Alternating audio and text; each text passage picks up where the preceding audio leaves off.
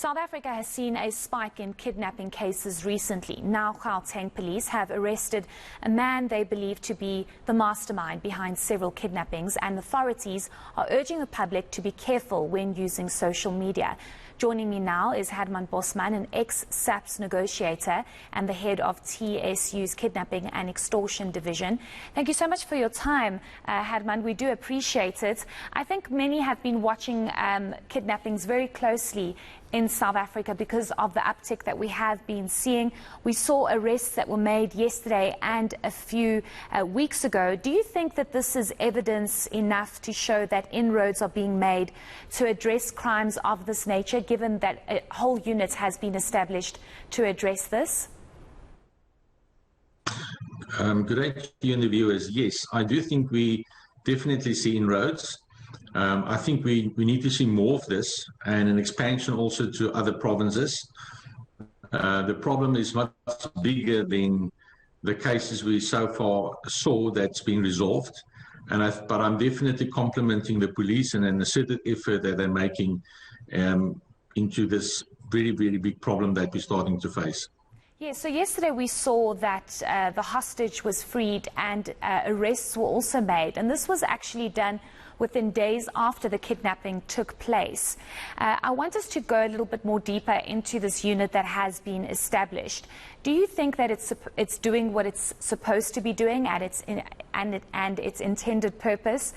Because many are saying, well, if this unit is working so well, surely there should be other units to address other kinds of crimes. But just speaking about especially what happened yesterday and the arrest that happened last week, do you think that the unit is doing what it's supposed to be doing? Yes, what we need to understand is kidnapping is a very specialized field. There's many other crimes that's also very specialized, but specifically kidnapping in itself and the nature, the professional way that it's functioning as a business with various structures within the groupings.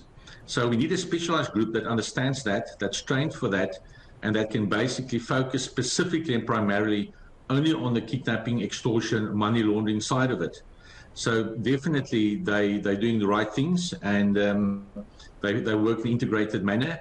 We need them to take hands with private sector and all sectors of the community, as well as the different state departments, to make sure that we can resolve and prevent kidnapping from getting completely out of hand.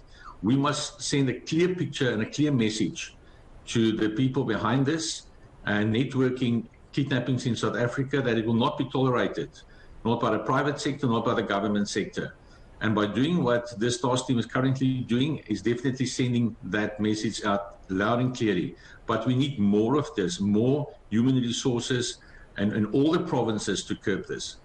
Certainly, that was going to be my next question. There's always been a concern about resources and how our South African police service is not fully equipped when it comes to resources. Do you think that this specific kidnapping unit that has been established is in need of more resources and muscle to try and deal with the alarming rates of kidnappings that we are seeing in the country? And is there also an issue of skills shortage? Because this is a highly trained environment. You need to know what you are doing. It's a very sensitive environment as well.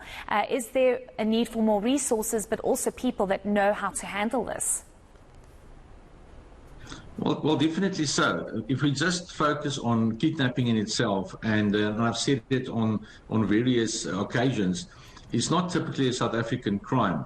So if we look a couple of years back, it would have been unheard of by many people in South Africa.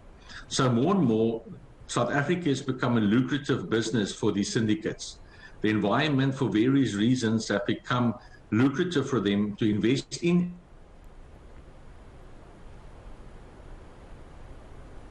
Paramount that we must focus on providing more and more resources, more investigative resources as well, and understanding the problem. I don't want to go into detail about how to function and investigate, because obviously the criminals will also follow the news and listen to what I'm currently saying. But pretty much so, we need to complement what is working and investigate what is not working and do the necessary changes to curb this growing problem. And it's growing with really alarming figures. Therefore, we need to look at this process as quickly as possible. Okay, great. And I had one more question, but your internet doesn't seem to be holding.